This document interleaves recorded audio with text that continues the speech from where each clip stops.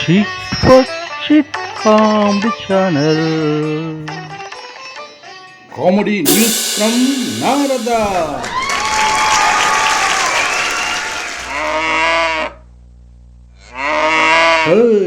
సర్కారు పాటలకు అర్థాలే వేరులే, సర్కారు మాటలకు అర్థాలే వేరులే, అర్థాలే వేరులే, అర్థాలే వేరులే.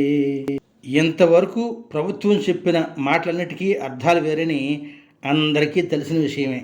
ఈనాటి జోకు వార్త వాలంటీర్. ఈసారి ఎన్నికల్లో వాలంటీర్లే చక్రం తిప్పాలని బాహాటంగా ప్రకటించారు. వారికి ఉక్కిరిబిక్కిరి అయ్యేటట్టు తాయిలాలు కూడా ఇచ్చారు. ఇప్పుడు ఎన్నికల కోడ్ వచ్చింది. గ్రామ వాలంటీర్లను కానీ వార్డు వాలంటీర్లను కానీ ఏ రూపంలోనూ ఎన్నికల విధుల్లో వినియోగించరాదని రాష్ట్ర ప్రభుత్వ ప్రధాన కార్యదర్శి జవహర్ రెడ్డి గారు ఆదేశాలు జారీ చేశారు. ఎన్నికల ప్రక్రియకు వారిని పూర్తిగా దూరంగా ఉంచాలని ఆదేశించారు. ఈ ఆదేశాలు ఉల్లంఘిస్తే ఎన్నికల సంఘం తరపున చర్యలు తప్పవని హెచ్చరించారు.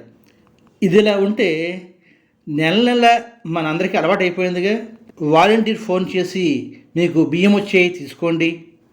దీని గురించే సిఎఫ్డి వారు ఈ మాట ఇలా చెప్పారు. ఎన్నికలు పూర్తయ్యే వరకు లబ్ధిదారులకు సంక్షేమ పథకాలు పంపిణీలోనూ వాలంటీర్లను దూరంగా ఉంచాలని సిటిజన్షిప్ ఫర్ డెమోక్రసీ సిఎఫ్డి కార్యదర్శి నిమ్మగడ్డ రమేష్ కుమార్ గారు కోరారు. ఇక అసలు జోక్ ఏంటంటే, ఈ సర్కారు మాటలకి చేష్టలకి అర్థాలు మారిపోతుండడంతో టీచర్లకి తలనొప్పి మొదలైంది.